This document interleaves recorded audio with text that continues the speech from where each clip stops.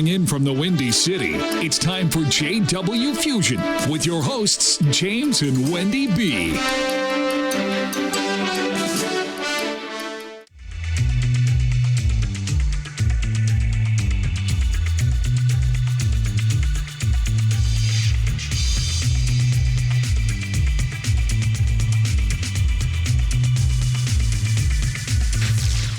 Welcome to this week's broadcast of JW Fusion. I am your co-host, J.H. Carpenter Barnes, and I'm here with the awesome and incredibly brilliant and beautiful Wendy B.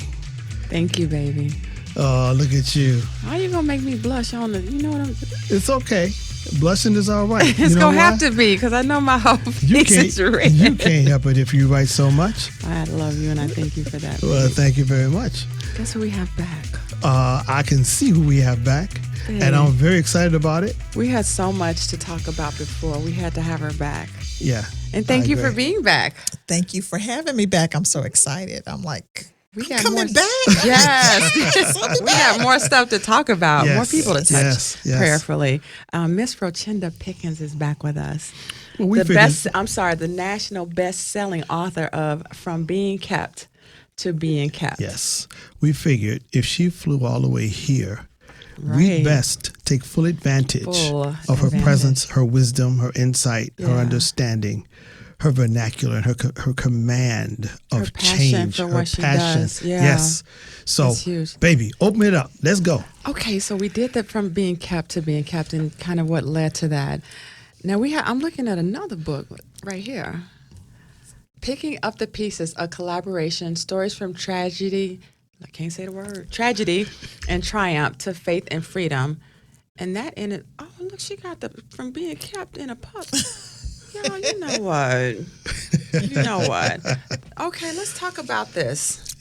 Picking Up the Pieces. I know, I'm going to read that one because, You know, picking up the pieces, the thing is, in order for us to move forward in life, we got to pick up some pieces. Mm-hmm. And I wanted the readers to know that there's a lot of people out there that had to pick up the pieces and start over. Mm-hmm. And this book here is a collaboration, and I believe we have, 10 authors in there? Wow. Mm-hmm. And what I did is I've been thinking about it. I had the vision of what the book was going to be about, created the chapters, and I prayed about my authors that was going to be in the book. Mm-hmm. And the interesting thing about it is every author that I asked to be in that book, they all said yes. Wow. Okay. And they're like, okay, Rochinda, what do you need from us? Wow. And I gave them the list of the chapters. Mm-hmm. And then I said, now you pick which chapter your story is going to fit in there. Wow. And had some amazing authors. And it allowed them to share their story of how to pick up the pieces and give them a platform so they can move forward in their book. Okay. Wow. So picking up the pieces, it allows everybody, men, women, I noticed this is for men and women. Yes. Yeah. Yes. To share their story of how they were able to pick up the pieces and move forward. Mm-hmm. And we all had one common denominator, and that is God. Wow. And that was what had to take place. Mm-hmm. Every author had to share their story and say, okay, what was that common denominator that allowed you to say, I'm going to pick up the pieces and move forward? And so that is this book right there. I love that. Okay. So how did you choose your authors? How did you pick them? I've been praying and, again, dealing with a lot of different people. A lot of folks. And then I have my children in the book. Oh, wow. So my son's in there, and he gets to share how he was able to pick up the pieces after losing his dad. Mm-hmm. Wow. That's my awesome. youngest daughter's in there. Wow. Then I have a lady from San Antonio, Texas. She's in there. Then Dr. Teresa Wesley from Kansas City, she's in there. So I was just praying and like, okay, these people have been in my life, and I know they've been through some things. Yeah. And so they said yes in sharing their story. You know what's beautiful about that is that people will take their talent, collaborate with someone, not for a dollar, not for royalty fees, not for any personal gain, other than knowing that what I've written, I pray it touches another life, that it saves another life, that it encourages another life, that it brings light and life to other people. That's what writing really is about, is bringing light as a believer, as a servant of God. That anything I write, it's about bringing life, which is connection to God, and light, which is knowledge and understanding. If you've got those two things, you can overcome pretty much anything. Yeah. And that type of writing, that selfless giving of your talent is just priceless. Yeah. You know, so that's why I admire people who do those types of books like the one you participated in. It's geared towards just to help people, to encourage them. And you have a more authentic story. Yeah. If you take the dollar sign or the thought of a dollar sign out of it. Yeah. You just write from your heart. Yes. And like you said, Yes. if you're thinking of, like if someone's reading this, from my story, who's lost a child or who's had 2 special needs children and they feel alone, I was just trying to write so that that person knew they were not alone. Right. Yeah. And that you can make it. Exactly. And there's life after death, which I see as your chapter. It is. It is. Yeah. But speak to that person, because we were talking before that so many people, I try to tell Matthew, our 18-year-old, that none of us are going to get out of this life alive. Right. That's a We fact. are all going to die. Absolutely. And for some reason, that's one thing that a lot of people can't handle. They get stuck in that grief. They don't go through the steps. They're stuck at that sadness. Right. And it keeps them in that valley, and it keeps just taking them lower. You know, and so since you've written about it, you know, how do you help that person? Listen, you need to keep living. God still has you here. Right. And it's life after death. In order for us to move forward, we got to pick up our pieces. But we have to tell ourselves we want to keep living. And I chose to keep living. I said I was not going to be in a corner and just, stuck there saying, I wish I would have done this. I should have done this. And, I wish, no, I did not want my late husband to pass. Right. I was about to say, for people who didn't hear you before, you lost your husband in a car accident. And I felt that everything that happened for a reason. And I had to let go of the past. And it wasn't that I was like, it didn't happen. That was a chapter that I have closed. Yeah. And so for me, picking up the pieces, life after death, I had to say, okay, Rochinda, you're going to live. And you're going to live the way God has created you to live. And you're going to do it the right way. So for someone out there that's listening, that widow or someone who's been divorced or lost a job, whatever the case may be, they have to make up in their mind they're ready to move forward. And they're going to move forward knowing that they're going to get through it and God is with them. And so they got to be intentional. Yeah. They got to be intentional. You know what? You brought up a good point. You said when there's a loss of a job, people don't. That's devastating to people some people. Really, that because a lot of people, they don't understand your job is what you do. It's not who you are. But a lot of people make that I am a doctor. That's your job. No, that's your job. No, who are you? But don't you think being a caring person or wanting to help people is who you are. The doctor is just a title that goes with what you've chosen. You do. Yeah. That's what you do. But people are, a lot of times, especially with the economy being the way it is now, I've lost a job before. I worked at a company for 17 and a half years, and all of a sudden, boom, they took everything and moved everything to Mexico. So I dropped out of college to play music. I'm working at this place, and all of a sudden, they go out of business. Now, when I started working there, the world was different. I started working there in 1974. I dropped out of college in the 70s, and so by the time I left in 1990, when the company closed, I came out to a different world. Completely different, yeah. Computers hit. When I started working there were no PCs. There was no Windows. No. There was no 88 computers. Everything was manual. Everything people driven. There was no COBOL. There wasn't a lot of things when I started working there. When I come out, there's a whole different world. And I found out that there were people that worked at that company that could not cope to the point they just died, physically laid down and died. Yeah. Others, because they didn't know how to look inside of themselves and find their gift, because we all have a gift. Right. And that gift comes with an obligation that we have to humanity to share that gift. Right. Now, one lady I met that did well, she went back to school. Now, she was working in a factory, all right, working on machine parts. This lady went back to school. She pulled her life together, went back to school, learned to do hair. You know what she did? She went and got a job at a mortuary doing hair for people who had passed away. So she was intentional. Yeah. She was intentional. Yeah. She zeroed in. She, instead of feeling sorry for herself, she said, I have a gift. I have a knack for this. This is what I'm going to do. You know, the same thing with me. I went into a completely different thing. I went into computers. Who knew I had a gift for programming? It came to me when I started. I was horrible. I think my first 2 exams I failed. My entrance exam, the highest score you could get was a 47, and I got a 45, I believe. I'm sorry, it was a 45, and I got a 47. Okay. So I got in by 2 points. Okay. But when I graduated with straight A's. I had a 4.0 GPA. When I got my degree, I had a 4.0 GPA. Every class I took, every test I took for jobs, I got an A. Wow. Because of the shift that took place in me deciding I have to become a better student. I have to become an outstanding student because I'm at a disadvantage. So it's just like you're saying, you have to be intentional and make up your mind. I'm not going to allow my past to dictate my present. Right.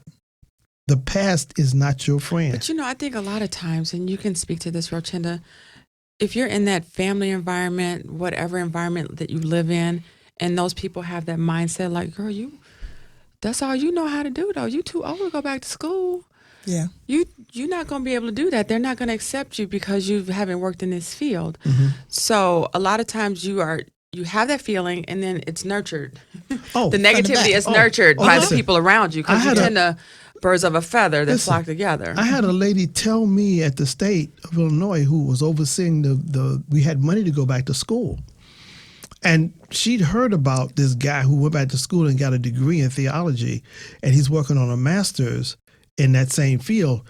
They called me downtown and said, hey, you can't do that. Nobody. What she was saying was, nobody where you worked should be trying to do anything in academia, because you guys are too dumb. You don't have the mentality. Some people, you don't have they think that way, and they put it on other people. But when I went down there and talked to this woman, she said, oh my gosh, I didn't know you were like you were. She didn't know how to say it. Yeah. But what she told me was, she said, wherever you want to go to school and whatever you want to do, we'll pay for it. She wanted to get me in an MBA program at Northwestern to get an MBA, or at DePaul, which is where you and I went. But my point is that when you make a decision that you're going to move forward, like my friend Rochinda did, right? She made a decision. She moved, and she put on some boots with spikes. That every forward step she took was nothing gonna push her back. Yeah, am I right or wrong? You're right. And that's good for people to hear, because I think the 3 of us have totally different backgrounds. You're right. Like, I've never lost a job, but I've thankfully survived through layoffs, and I saw the responses when people got that pink slip. Right. And even when I started as a teenager, I started in a title company. But I have always been good at paying attention to people around me. Right. I'm 16 and I see 30, 40-year-olds, and this is all you've ever done. Yeah. You leave this title company, you go to another one. Okay, you started your own title company, but now you're back. I'm like, okay, so all these people, that's not what I wanted. Y'all working late weekends. I got partying to do. You know, my reasons might have been a little juvenile, but it's the fact that I'm paying attention to people. Yeah. And I'm like, so if you stay here long enough, this is where you're going to stay. Right. I said I needed more marketable skills. So I became an assistant, an executive assistant. I'm like, I can take that anywhere in any field. And I made sure I was up on what was going on around, because I've switched so many industries, but I've been able to do that because I saw it from that title company, because it was good in the 80s. Yeah, the real estate business was what was up. So in being a closer, or that's where the money was. Yeah, right. But I didn't want to work through lunch. But you know what? I didn't want to stay late. Nobody does. But that's when you're going to running your own business. Yeah, you go into doing you go in doing certain things because you already knew what you didn't want to do. Yeah. And for myself, I was a stay-home mom, so I had to create my passion. It's like, okay, what do you do? What do you do very well? At the time, I was doing design and jewelry, making jewelry. Okay. So I was already doing it as a hobby, and I said, okay, you're going to do this as a business. Yeah. But it was a bigger picture.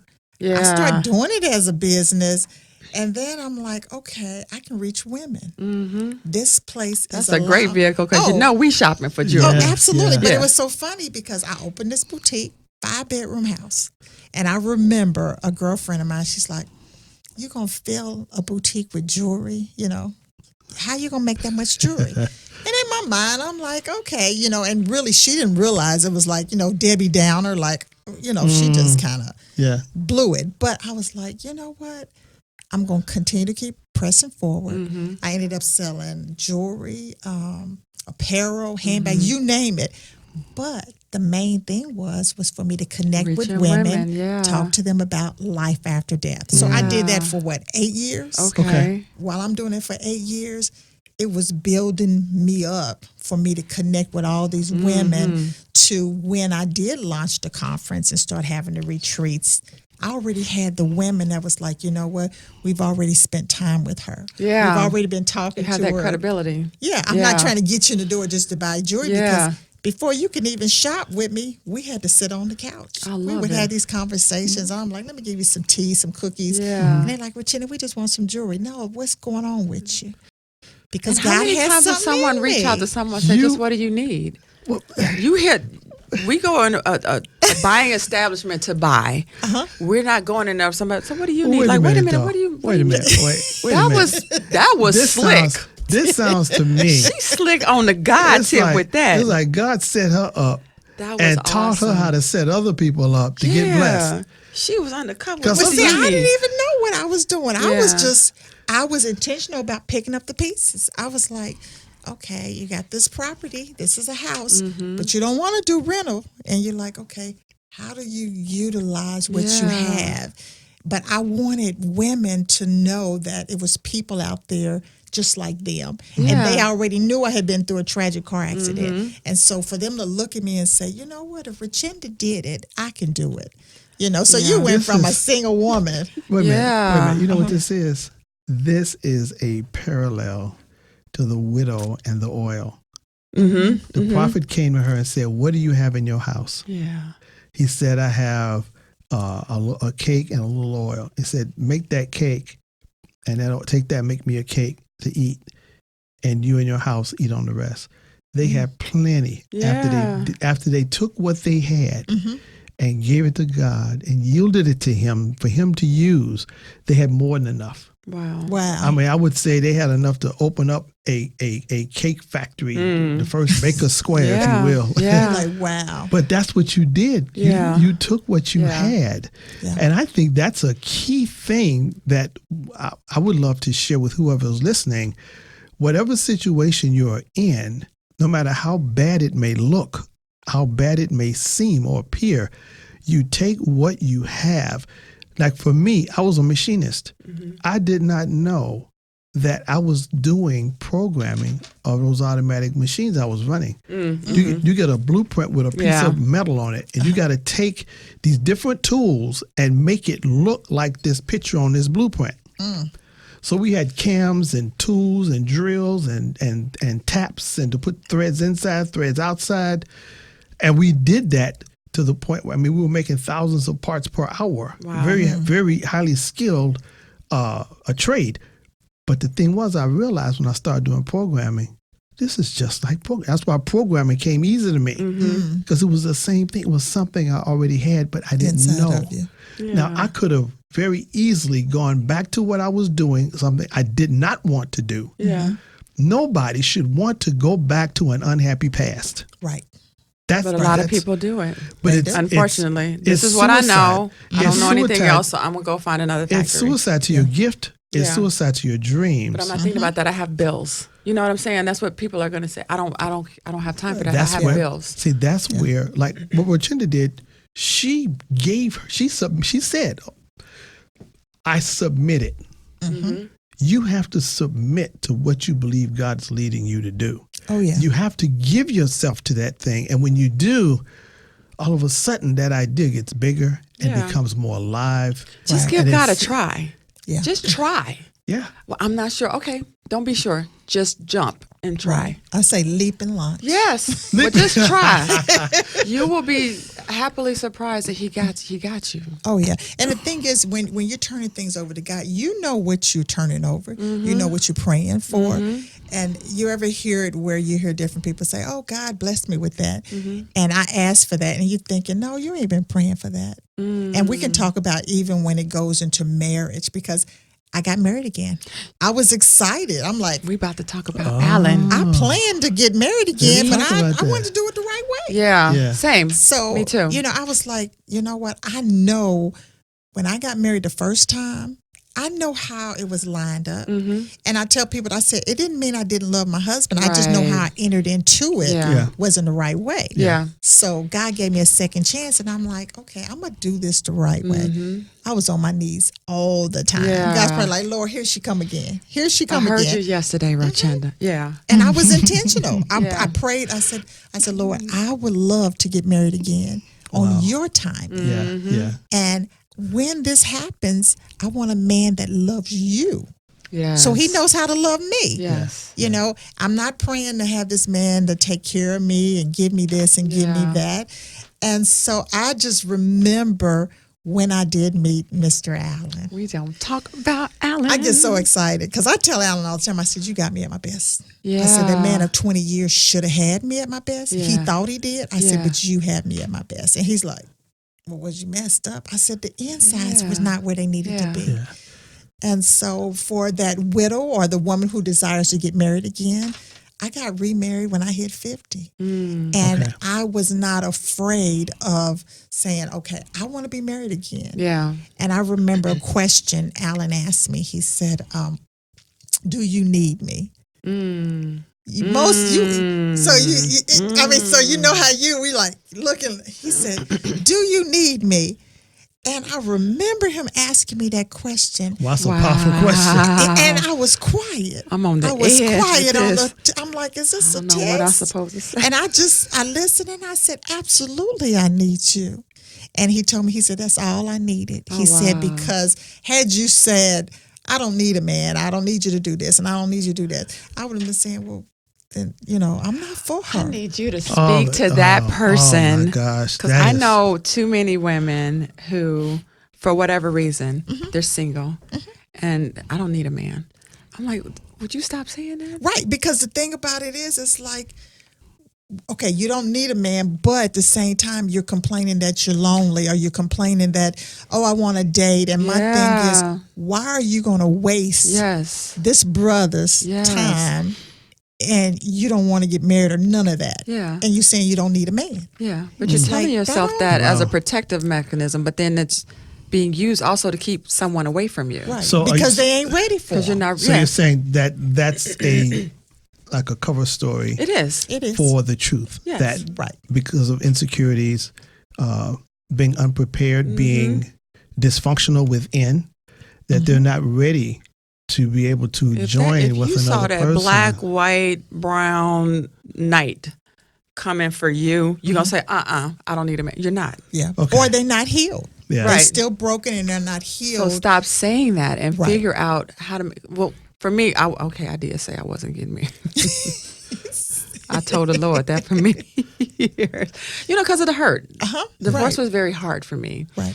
and I finally stopped. I said, "You know what, Lord, let me stop telling you what I'm not going to do." And I prayed. I said, "Listen, if it's in your will for me to be single, I'm good, because I'm securing who Wendy is finally." Absolutely. Yeah, Absolutely. yeah. But if it's in your will for me to get married again, okay, I just want you to work on me, because I trust Right. you to give me who I'm supposed to have. And it's funny, I'm a list maker. I make lists for everything. And I had a list. I said, but Lord, okay, so, let's talk though. So if you're going to give me somebody, let them just see. I don't need I to had have a- I height had a and list weight, too. light skin, dark. I didn't need all that. I said, just let him have these qualities. First, like you said, I want him to love the Lord. I need someone who wants to go to church with me. Right. And so I meet my client, and we're talking and it's easy. Uh-huh. And I'm like, okay. We go out to lunch and I'm like, because I'm going to eat. I don't care who you I'm not going to try and be cute and eat. I'm hungry. You sound like me. I'm going to eat. And it's just, everything was just so easy. Even when we hit bumps, as we call it, it was easy to talk. Because I said, listen, I don't ever argue with anybody. Right. That's wasted energy. We can talk about it all day. Right. But I'm not going to argue. He was like, okay. Yeah. And I was like, wait, what? And I'm thinking in my head, my list as we're talking, and I'm like, oh, check. Oh, check. Oh, Lord, you're going to add to the list. Okay, praise. So it's like you said, it's that surrendering. You know what, God, whatever it is that you have for me, I'm open to it. I surrender to whatever your will is. Right. I found early in my salvation, I can't remember what it was. It wasn't necessarily something that I was doing that was wrong, but it was something, I don't know if it was watching movies. I don't know what it was. I can't remember now. This was like 36 years ago, I guess, something like that. And so the Lord was dealing with me about giving up something, and it was like, it was so hard. I couldn't get my mind around. I'd only been saved maybe 6-8 months, maybe not even a year. But it was something he was dealing with me about giving up. And I'm like, well, you know what? Man, do I have to? I mean, and so I said, okay, boom, that's done. I'm giving it up. Do you know, as soon as I said yes, it didn't even matter. Yep. Right. The things that we seek to hold on to don't mean as much to us as we think they do. Right. When God is involved, because when we let that thing go, that gives God a higher, a higher plane for us to stand on. It gives them a higher platform in our lives, a greater weight or a greater impact in our lives. You know what I mean? Yeah. So when I learned that at that time, I said, wow, Lord, that's amazing. Yeah. Right. That's amazing. And when I learned then, God said, give it up. Okay, no problem, Lord. Done. We're giving it up. It's done. Oh, yeah. It's a done deal. I want to speak to that person who's lost someone and they're wondering in a guilty way why they were left. How does that person get past that and heal? Of feeling guilty. Yeah. You Like with you in a car accident. Why were you spared? People will go through that torture for themselves. Why was I spared and he died? Yeah, and you know what? And it's interesting because after the car accident, it was certain people that was kind of angry because their relationship with him versus me. So it's kind of like, so you took my best friend and you left her. And so for me, I didn't feel guilty until it came to when I started doing more for my family. Like, say I went to buy the kids this or extra or whatever. I was feeling guilty because, again, when we're preparing our family, you have insurance involved. Yeah. So you're supposed to have insurance. Absolutely. Everybody listen, yeah. You do. And the thing about it is insurance is for the living, not for the dead. Right. And so my children, it was certain things that I could give to them more of. I was feeling guilty because I'm like, wait a minute, I'm able to do this and do this because Dad is not here. Yeah. And so the thing about it is I felt so guilty about that. Then I was in a place where I said, I'm just giving everything away. Wow. Yeah. And so therefore for me now, I can speak to that widow on making those decisions too quickly because you are guilty. Okay. You are, and you're like, you know what, Lord? Okay, I got this, but I don't want it. So I'm going to get rid of it. Wow. Okay, wow. So that was a guilt. It was a financial guilt. Wow. That was good. Wow. We're coming up on commercial again, babe. We go so fast. It seems there's always something pending. Always some kind of business, huh? We're having an amazing conversation with the best-selling author, Rochinda Pickens, the author of Picking Up the Pieces and From Being Kept to Being Kept. Yes. Very interesting concepts and topics. But we'll be right back after this message. Stay tuned.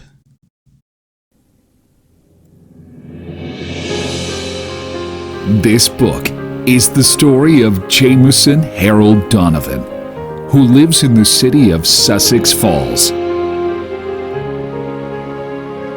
Feeling trapped in his dysfunctional marriage to his wife and a stranger to his own children, thoughts of suicide dominate his waking hours. Jameson discovers he was selected before birth by the Almighty to receive quasi-angelic abilities. Between the ticks of the clock.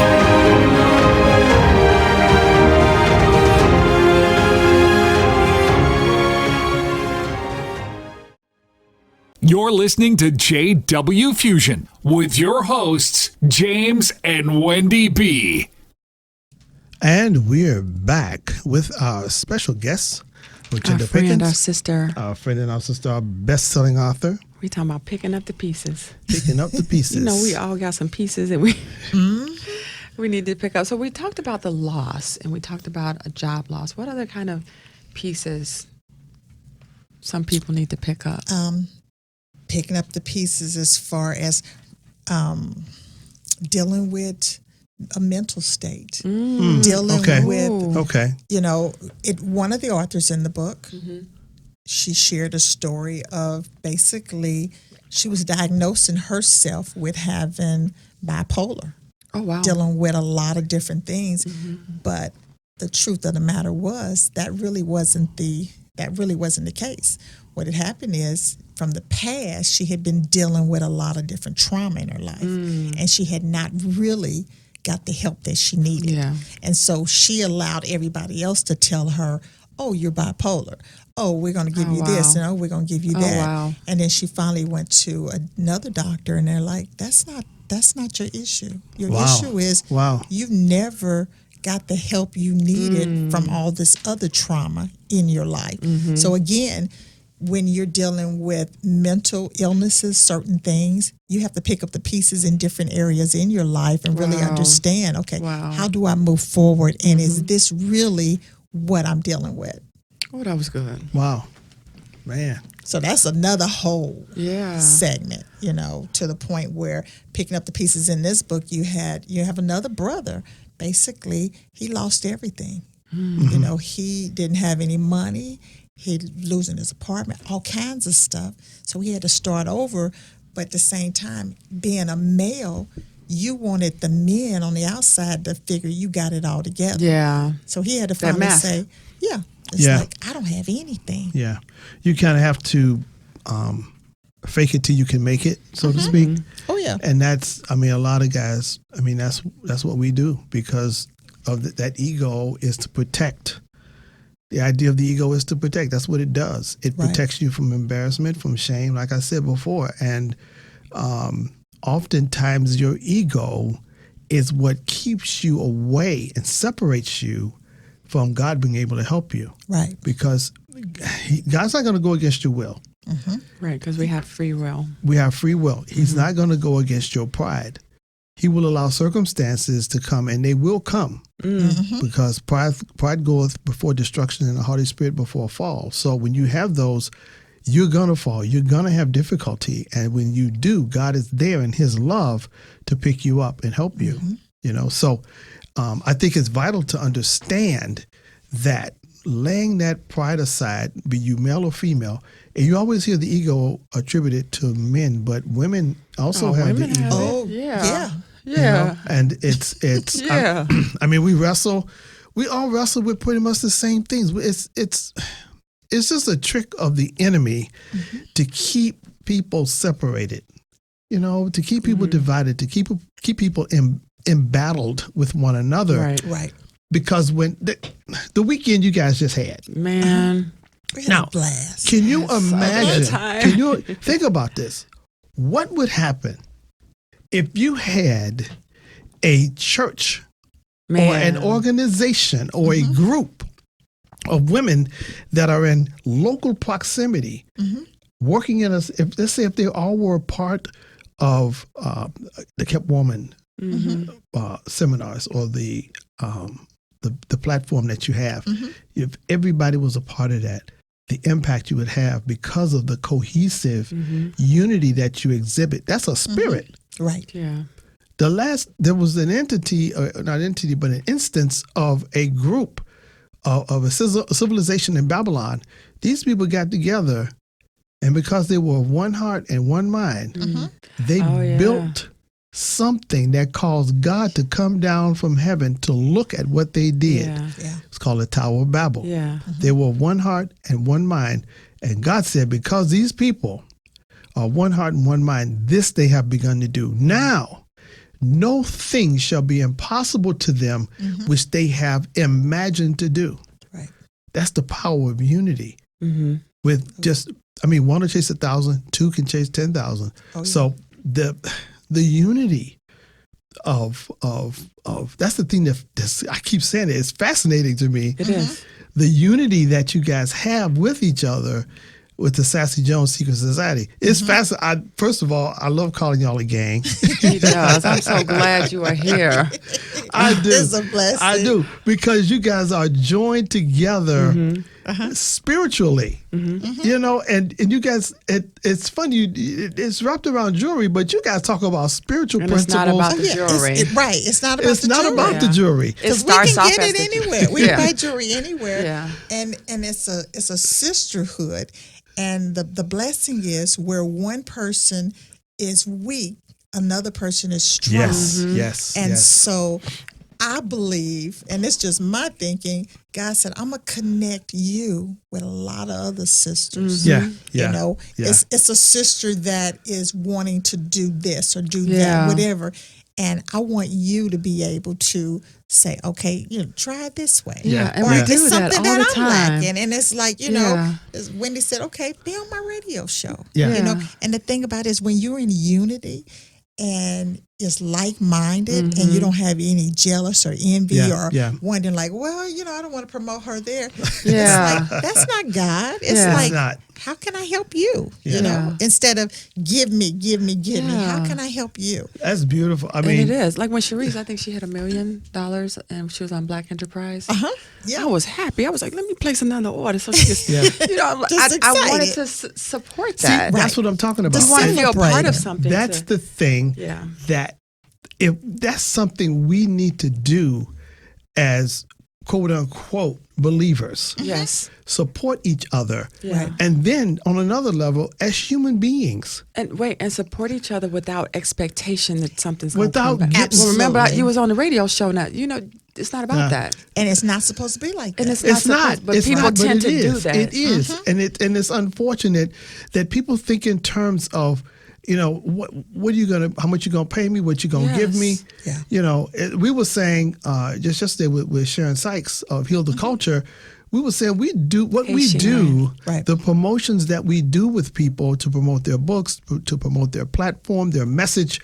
We do this out of love. We don't get paid for this. We don't charge people for this. Right. There are people that charge a lot of money. Oh, yes. I mean, on a worldwide radio program, if it's on regular FM radio, you're gonna for 15 minutes, you're gonna pay $800 to $1,000 for 15 minutes Right. of an interview that airs once. That's it. And so people think because you're doing this that there's money involved, and there isn't. Oh, yeah. It's love that's our currency. Yeah. Right. That's our currency. For me, it shouldn't matter. But That's why should that matter? I mean, it sounds good Right. that we're not, but for me, it shouldn't matter. yeah, whether we are or not. Yeah. If we're charging people $500 Celebrate to be on what the we're show doing. or Whatever nothing. you're doing. And I mean, it's kind of like Kept Woman of God Ministry. Kept Woman of God Ministry is a nonprofit organization. Every time I do these conferences, when there's 200-300 women there, it's not about making money. It's about bringing the women there so they can leave and say, you know what, I got some tools. Exactly. I know who's keeping me, and they can go and share. Yeah. And so I have different people that come to me and say, Rochinda, that conference is too cheap. And I told my team, I said, look, the conference is going to be at that level forever. We just got to do fundraising. Yeah. Because I want to be able to bring women in. Yeah. And I don't want it to be where, okay, let me figure this out so I can pay me something. Yeah. That's You not have what to God be told me rich, or to you do. have to You know be- what? Let me tell you Yeah. something. As you were talking, I feel to share this with you, and this is not something I usually do on our show, but the Lord would have me to tell you that He called you and gifted you. You're not a hireling. People who do that are what you call hirelings.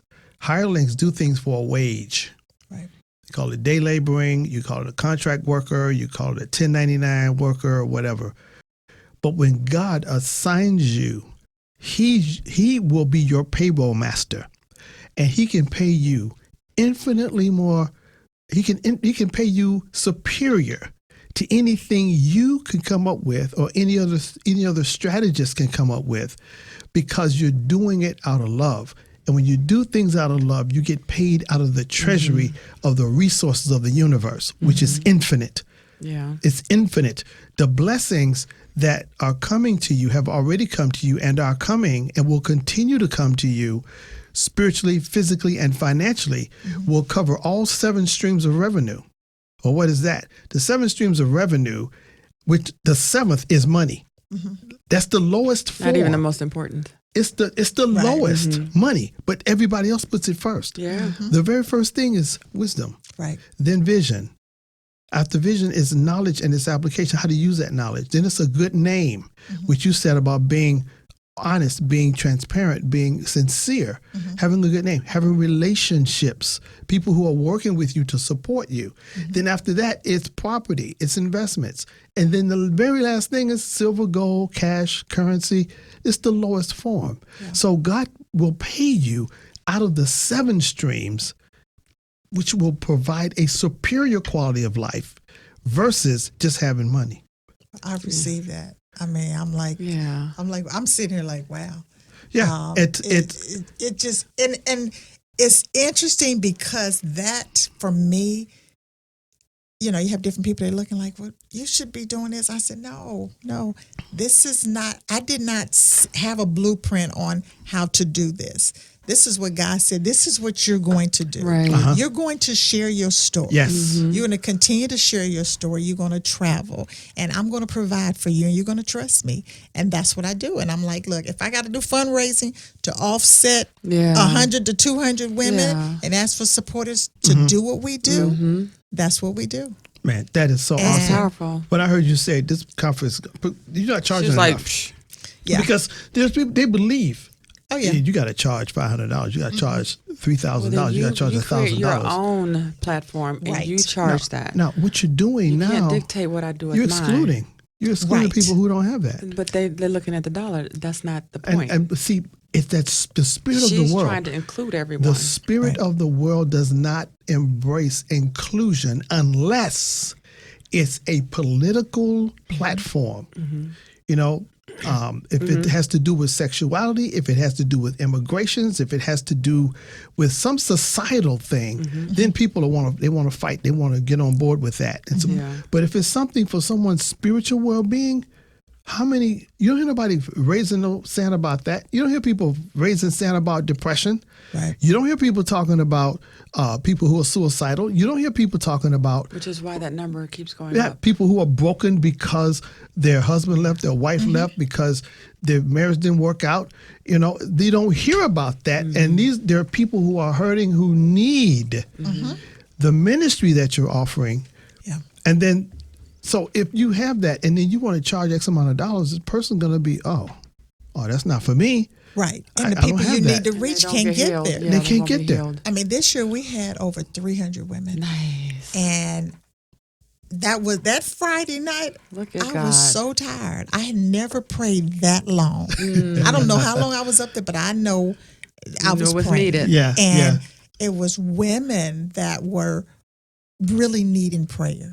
And we prayed until we could get it all out to the Yeah. point where they were empty, where it's like, okay, I'm good. Yeah. And so when that happens and you're able to follow their life Yeah. and you can see the changes, and they're saying, you know what, Friday night, because of everyone coming together in your Ooh, that collective truth, prayer. right? It's like, Rochinda, we had one sister, she walked in the door, she had been on drugs. She laid down her crack pipe that night. I didn't know. I was like, I didn't know until after the pastor who hosted the church.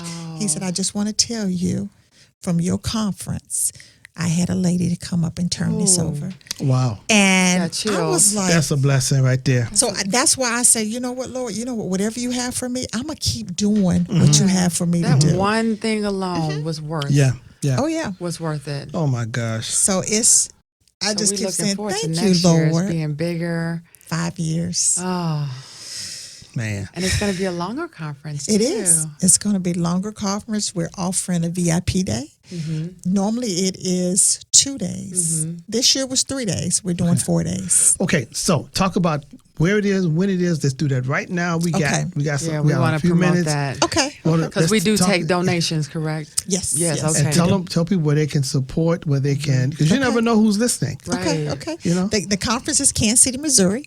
It will be at the United Believers Church, which is the same church who hosted us this year. They invited us to come back. Unless our numbers go to 600, then we cannot. It's not big enough. But what a wonderful problem to have. We're excited. Yeah. And we are, what else were you asking me? How people can support you. I got so excited. Well, how when how can the people date? support you? The date is April the 2nd through the 5th, Of 2020. 2020. The website is www.keptwomanofgod.com, and there's also a donate button. So anything that they donate, it is nonprofit, so they will be able to write it off for their taxes. And what's happening now is we're getting the lineup all together, and we're excited. Now I can tell you what the theme is. Okay. What's it? Okay, I'm so excited. Y'all gonna hear it here first. Okay. The theme is epic. Now I need you to go with me because I'm a visual person. Me too. So the way the scene is going to be set up is going to be like a boxing ring. Okay. So imagine you at a boxing ring and you have the women there, and imagine as women we've been knocked down. Yeah. We have went down, but we didn't go all the way down for the count. Yeah. So we're going to have different people in places showing, you know what, I'm in the fight. I'm in the fight, and I'm going to win. So we got our gloves on. So I love that. I'm excited. That's going to be a powerful conference. Oh my I'm going to go gosh. to the conference, babe. You going to the conference? I was looking at the conference from this year, and I was like, man, you can just feel it. Yeah. It And is that's going to be 4 days too. Yeah. Yeah. Because you're never too healed. Yeah. Well, You can always get something. You're always growing. Yeah, don't You feel should like, be. I've done my work. Like I've done, I And see, did my even- couch time. But and even with the conference, when you come and you're learning. yeah. I'm connecting you, and I shouldn't say I am, but it's women from different areas that's going to give you the tools that you need. It might be somebody wanting to write a book. Publisher be there. Might be somebody saying, I want to do coaching. Yeah. It's like, I'm going to plug you in right here. I need someone to just keep praying with me. That's so powerful. So the conference as a whole is to connect women with who they need to be connected with. That's We're awesome. going to support you. yeah. We are supporting you because this is such a That's powerful, needed man. So what is it? ministry. What days would it be through the week? It's going on to the be weekend? Thursday through Sunday. Thursday Thursday to to Sunday. Sunday. Okay. Yeah. Oh, So we're that's gonna be excited. awesome. Oh, so wait. What else we got coming down the path? What else? What else is in the future for us, Rochinda? Okay, we're working on 2 new books. Okay. And New books. Do you want to 2 give new us a books. snippet of what Yes. each book is about? Or? Okay, I will. Okay. The first book, one is called Mama's Truth. I'm excited about Mama's Truth. Yeah. Oh yeah. And we're dealing with women having conversations, and Mama has passed on. But the question that is being answered, not being answered, being asked to all of the ladies is, will we let Mama's truth die with her? Or is it important that we have to tell what Mama's truth was? And so you have one of the characters, she feels that, no, Mama's truth need to stay. Then you have another sister like, no, we're going to tell it. We're going to tell it. And so I'm still working on that.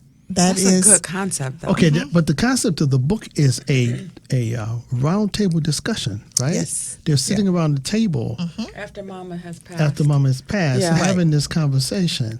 What was Mama's truth? Now, Yeah. did Mama tell you this? And it's like, no, that's not. Yeah. Yes, she did. And it's like, it's Oh, kind so of it's like, not just should we tell it, but what is it really? right. What is it really? Or it's kind of like, if we tell this, whose life is it going to impact? Oh, wow. Ooh, You that's know? good. And so you have one sister's like, no, we're going to just Let it go. let it Yeah, go. Yeah. Is it really, really that important for you to upset everybody else's life because you want to all of a sudden say, Wow. okay, y'all need to know about Mama's truth? Wow. And now the other one is Wow. called, it is living your life like it's golden.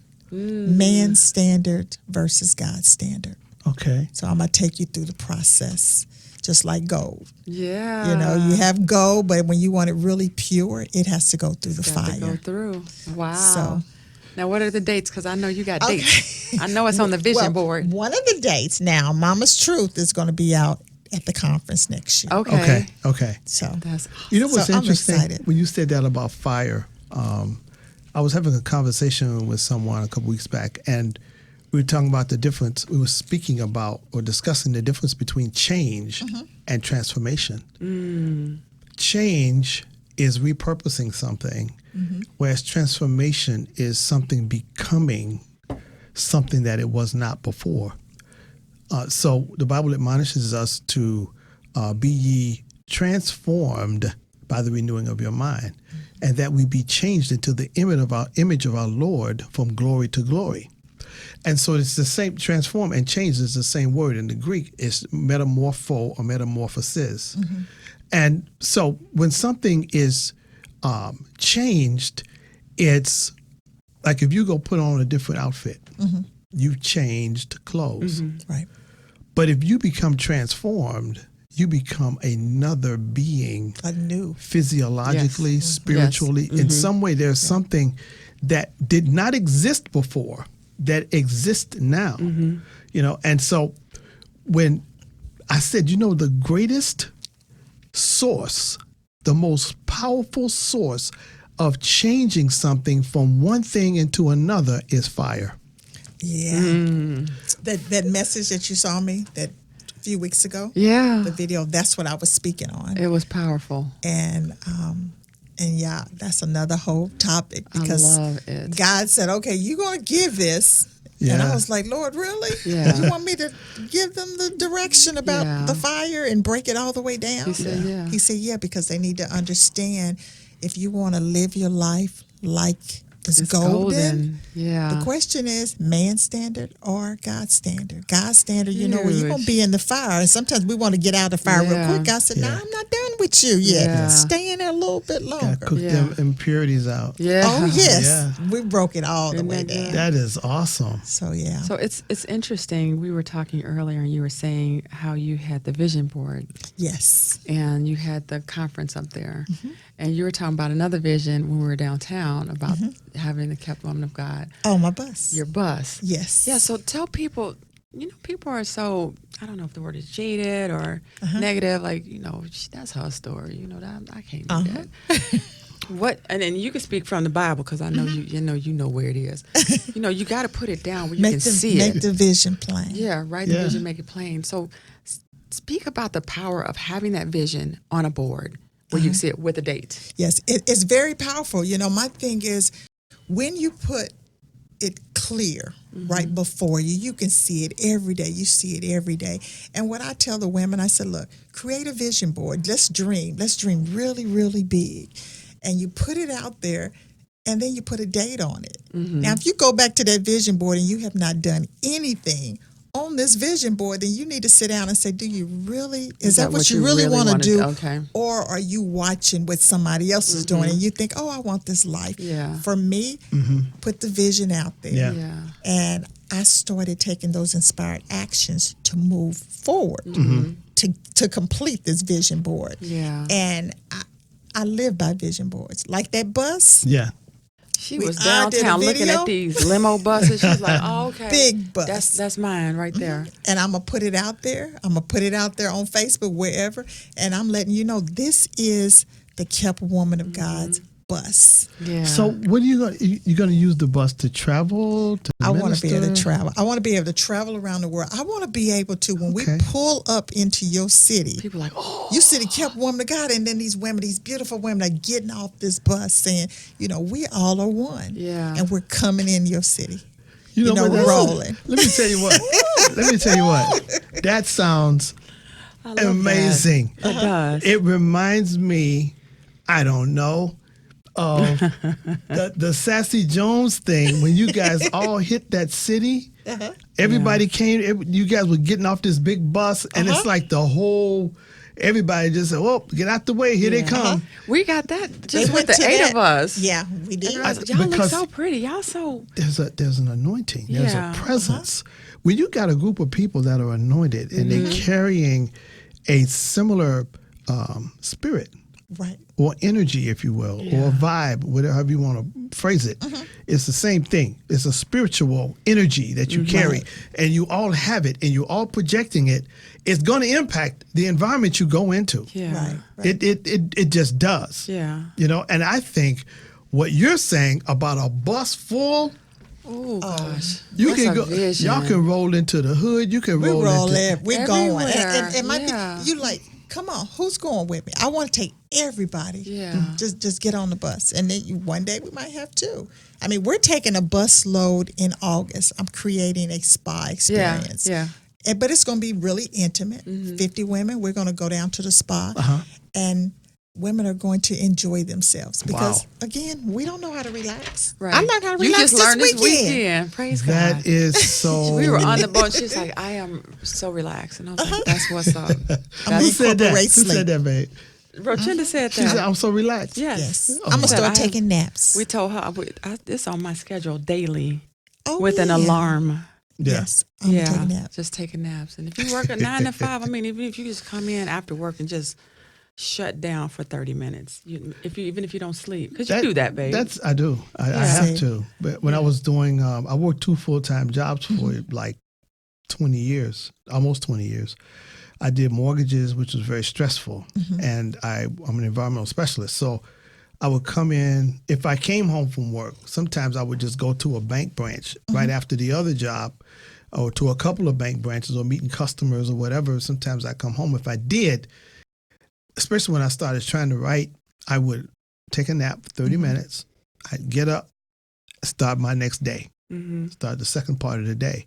Yeah. And that gave me that boost that I needed to get through the next 4.5 hours of writing or dealing with whatever before I went to bed for the night. Yeah. And I did that daily. And he does that daily. Well, okay, all right. He does that daily. Okay, I'm guilty. I'm guilty. But that's good though. But that's part of self-care. I was about to say, it's in line with the piece you did on self-care, looking after yourself, taking care of yourself. Saying no. Yes. And women have a hard time saying no. Yes. Yeah, we have, like you were saying, you have to explain everything. No, you don't. No is a complete sentence. Say no, but when you put but on the end, you didn't. Yeah, you just messed up. You just messed up. I say no, why not? Because I don't want to. I can't make it, but maybe. No. No. Just no. Don't. Nope. We've run out of time again. Oh my gosh. So no is a complete sentence. A complete I love sentence. that. With a period. No period on the end. Yes. Rochinda, thank you so much. This was an honor. I don't take it for granted that you came and blessed us with your information. Praying that someone gets touched. Get touched by your message. Yes. We are going to be full supportive of this ministry of yours. Definitely. I'm going to be screaming because I was a former cheerleader, so I get loud. Get that bus if you want to. I'll be like, I'm like, come on, Wendy, we're going. Yes, James, I love that. Can Wendy come? Yes. I love you, and I love the bond that we have, and I look forward to celebrating everything that you have coming, that God has for you. Well, listen, tune in next week, 6 o'clock p.m., artistfirstradionetwork.com. Be blessed. Thanks for listening to JW Fusion with your hosts, James and Wendy B.